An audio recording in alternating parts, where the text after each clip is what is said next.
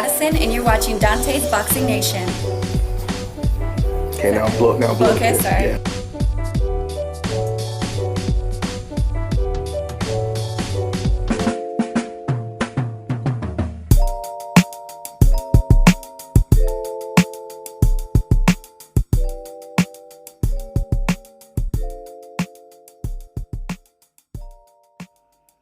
Dante's Boxing Nation, what's going on, guys?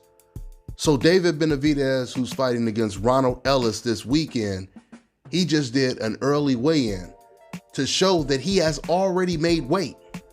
Now, normally someone showing that they done made weight 5 days before the fight, it's not a big deal. It's not something I would usually report on.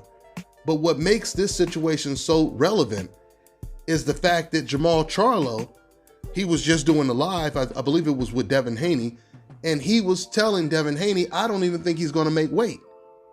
And Devin was telling him he's going to make weight. He's going to make weight.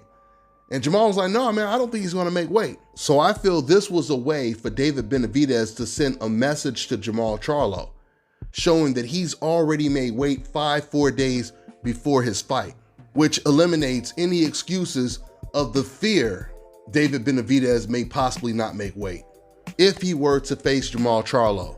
Guys, David Benavidez is 1000% focused on getting this Jermall Charlo fight once he gets past Ronald Ellis. You know, man, I have so much respect for David Benavidez because David Benavidez is one of the rare fighters today, one of the rare non-black fighters that is willing to get in the ring with undefeated, dangerous black fighters.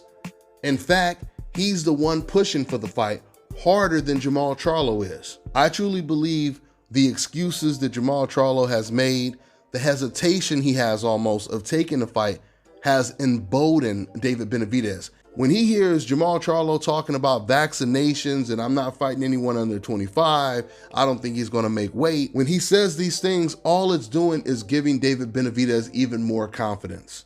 But the good news is I think David Benavidez, he's done a good job of getting under Jermall Charlo's skin. Because you guys may recall the last interview that David did with PBC, he continued to push for Jermall Charlo for the Jermall Charlo fight. And finally, Jermall Charlo, he just posted after he seen David's last interview, he posted on his Instagram, make it happen, don't run. Which sounds very serious, but we don't know how serious he is until once again, we hear about some term sheets or some contracts. Even though I'm really pushing for this fight because I feel Jermall Charlo, he has nowhere else to go if he's not going to fight Demetrius Andrade at 160. He has nowhere else to go, at least when it comes to putting him in a better position in the sport of boxing. David Benavidez would be just the type of win that Jermall Charlo would need to really, really put pressure on Canelo Alvarez to take the fight.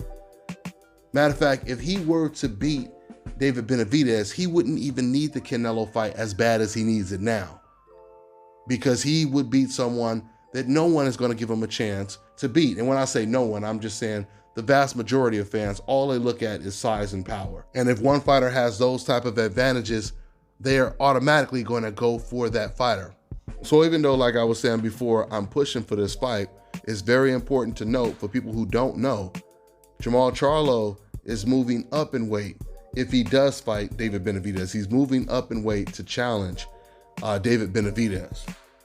It was important for me to say that because I don't want anyone to be confused thinking that they're having some type of beef in the same division. Meaning Charlo's situation is not the same as Teofimo not fighting Devin Haney, or Ryan Garcia not fighting Tank Davis, or Oscar Valdez not fighting Shakur Stevenson, or Canelo Alvarez not fighting Demetrius Andrade and Jermall Charlo when Canelo was fighting at the same weight class, 154 and 160. Or Errol Spence not fighting Terrence Crawford. They're having beefs in two separate divisions. But it was Jermall Charlo that brought this on himself because Jermall has actually been calling out David Benavidez for almost a year. He's always talked about moving up to 168, and the name he would always mention was always David Benavidez. He's never mentioned any other fighter's name at 168. Not Caleb Smith, not Caleb Plant, none of them. He's always talked about fighting against David Benavidez, which is another reason why I still feel that Jermall Charlo is not avoiding the fight. I mean, now we will find out for sure when we get closer to September, when we find out what happens after David Benavidez's next fight and Jermall Charlo's fight. Now, and if we hear no type of talks, no positive talks of a fight between Charlo and Benavidez after their next fights, then we could start leaning towards him avoiding David Benavidez. But now it's way too early to make an assertion like that because, once again, we know that David, he's going to fight this weekend, and Jermall Charlo is looking for an opponent for, I believe, May or June. I think we can all agree that if Jermall Charlo is really serious about fighting a David Benavidez, he would make sure his next fight would be at 168. Because if his next fight is going to be at 160, it's hard for me to believe he would make David Benavidez his very first fight at a higher weight class. I really think this is a perfect time for Jermall Charlo to push for the Danny Jacobs fight. Charlo versus Danny Jacobs at 168, that would be a great prelude going into the David Benavidez fight. It would also be Charlo versus David Benavidez, since we have nothing lined up for 2021, that would definitely be the biggest fight of the year, to date at least. I mean, it's really sad when you think about how long it takes for us to get 50-50 type of showdowns with the most elite fighters in the game. We have to wait so long to see these type of fights, and that's what Benavidez versus Charlo is. And David Benavidez's own trainer confirmed that when he said that Charlo is way more tougher, way more dangerous of a fight than a Canelo Alvarez fight would be for his son, David Benavidez. This is what Senior said. So when you got your own father and trainer talking about how tough the fight, we know it's going to be an extremely competitive, dramatic fight. So hopefully Jermall Charlo, he takes this fight this year and gives the fans the fight that they really want to see. That's all I got for now, guys. I'm on to the next one. All right, now check this out, guys. If you're looking to repair eczema scars, burns and bruises, dark spots and blemishes, then this right here is the perfect product for you guys. It's called Elo Deki Face and Body Oil. Athletes and top-ranking boxers, they're also using it after training to reduce swelling, inflammation, and to ease the pain. So get yours today. Go to elodeki.com, like them on Facebook, and follow them on Instagram.